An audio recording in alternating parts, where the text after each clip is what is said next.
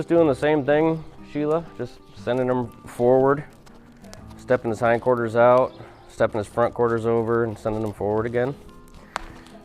Just not exaggerating it so much. Heck, I'll exaggerate it at the start to show you. I'll slow it way down, I'll have him step way out. I'm just gonna use those 3 yields. Okay, that means over, it doesn't mean step over the top of me. Push his front end over. Then I'm gonna point straight, see how I'm pointing straight out when I tell him to go forward, instead of out to the side? Because if I pull out to the side, I'm gonna encourage him to keep dumping his weight on that inside shoulder. And when I encourage that, when he falls in, his head's gonna flex the wrong way. His body's doing all the opposite of what it needs to do. That's why I say push. Well, if you lunge a horse like that 1,000 times and then you ride them, they're already operating poorly. Our daily habits influence their brains and their nervous systems, right? They start operating a certain way. So if we just go out every day, we're not going to ride them every day maybe, but we want to go lunge them or something. Or if you warm up lunging him every day and you're pulling him on his inside front, he's going to ride like that. So we'll keep working to the right here. You see him starting to change already? We'll take his nose, see if he'll connect it to his back feet without bumping him. There he goes. And right immediately, as soon as I let go of him, he tips over the top of me. That's just how he's used to moving, from what he's telling me. Again, I don't, it's my first time seeing him, but he's telling me this is how I want to move. And he does it on both sides, so he's doing it right there. So I'm not gonna, so right there with his shoulder coming over the top of me, I'm actually gonna address his back feet, not his shoulder. I'm gonna address those back feet. See how that causes him to sidestep? Yeah, we're gonna call this a rein because I'm using it no differently than I would if I were sitting on his back. Okay. I don't like my groundwork to, I say this half jokingly, but not really. I don't like it to be a waste of time. You know what I mean? Yeah. I don't want to just circle him to burn energy. I want it to mean something to him in a way that's going to help their ride for the longevity of their life, So you see I'm in the saddle right here. I'm not up here sitting on his nose. I'm not back here. Yeah, I'm not sitting on his tail. Yep. I'm up in the saddle. So when I pick my rein up, I can influence his back feet appropriately. Okay, and then right here, if I were in the saddle, to set his hindquarters in place, I'd change his weight like this. If I were sitting, see how I'm doing that with my, I'll do it on this side so you can see. My rein would go like that if I were sitting on him, to set him on his back feet. And like we said, every time I touch this rein, it has to influence the back feet somehow. As to where if I go like this, like everyone does, pull, I just dump all his weight on his front end. Yep, and then he walks across my toes and he dumps on his shoulder. So I'm gonna take my rein, push him on his back feet, and there he doesn't respond to the rein because he doesn't understand it. So I'm gonna step in and say, push, yeah, That's just how I like them to operate, I just want them to be light and understanding and. Okay. So it's more than, because what I typically do is, I'm not that close like you are. And then, I'm looking at, I do the look at their hind end, get that disengaged. Sure. And, Now let me ask you this. I like that. I like that they do that. I don't start with that, because if I'm sitting up on my horse, I'm not going to climb off him and look at his hindquarters to see if I can get him to disengage. I'm going to pick my rein up, especially if it's a green one. You don't want to mix your legs and your reins. I like to do reins without legs or legs without reins and then combine them as we go. It can be like information overload. They just get confused. So on the ground today, we're just going to do those 3 things. Go forward, step your butt out, sit on your hocks and turn. And just really connect the rein to his back feet. He's not connecting it there. There you go. And the key is, like you already mentioned with the rein, don't hold on to it. See, I'm holding on to it, let it go. And on the topic of starting close up, this is where I start so I can really make it clear to the horse that I'm talking to his feet. And it just gives the horse some clarity. I don't want you to pull on me, and if you ever are pulling on me, your hind feet need to give right now. That's what that means. And then once they understand that, I'll give them some freedom. You know, I'll get them out on a 20-foot lunge line. Yeah, they can get, you know, something that we don't think about in the halter breaking process is wearing a halter is kind of a big deal to a horse. Okay? Because it's a solid feel. And a solid feel goes against a horse's nature. They like herding pressure, which is not solid feel. All right, it's an energetic push. Okay, even a bite and a kick, that's herding pressure. It's not solid.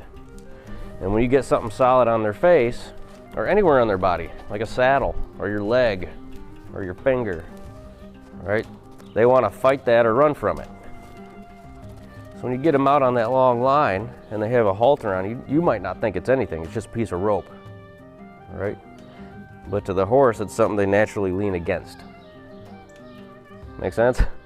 And then you get all sorts of, if you don't educate them on what to do with it, you get all sorts of balance issues and musculature issues, because they lean on it and then they counterflex and they pull you around the arena. And so starting up, yeah.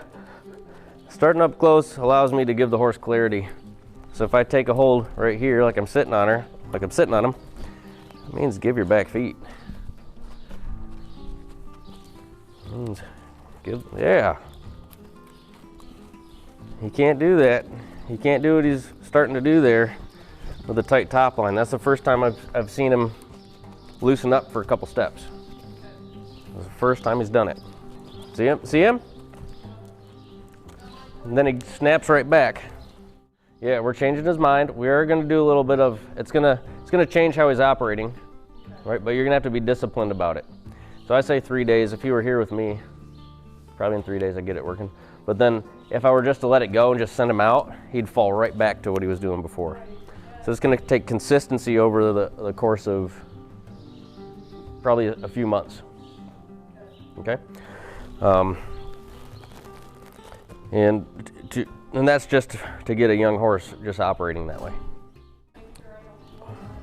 Yeah. There he goes. It does, yeah. Horses learn this stuff faster than people.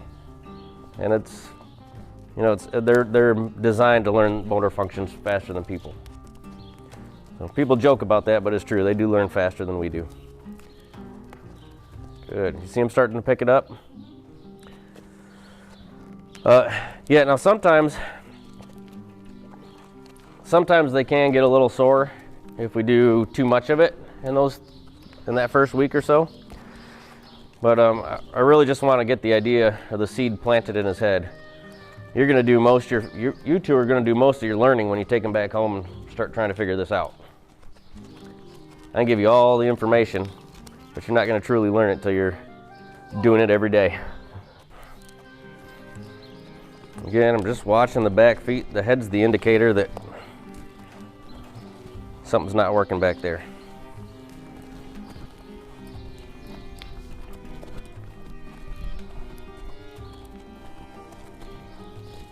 There you go.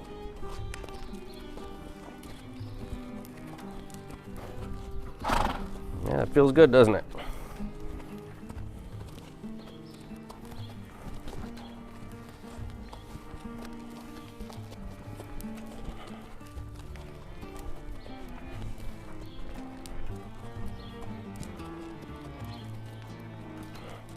You see him changing there?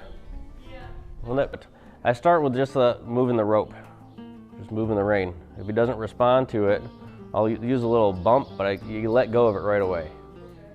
You don't want to hold it, because if you start holding it, that'll give him something to lean on. And that'll work against us.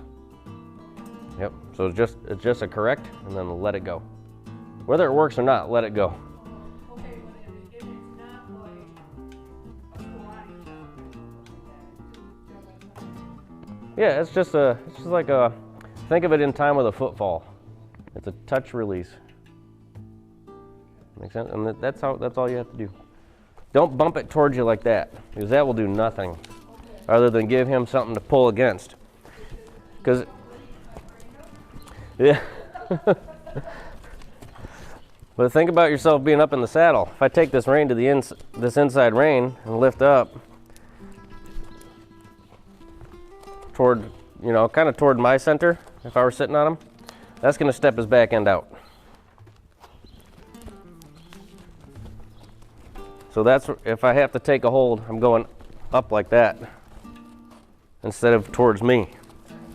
Because again, pulling towards me is just going to pull on his head and dump him on his shoulder. Lifting him up like that, he'll step his hindquarters out. And you can see it gets him light in his shoulder because he can cross over. You notice that? He can cross over in the front when I do that.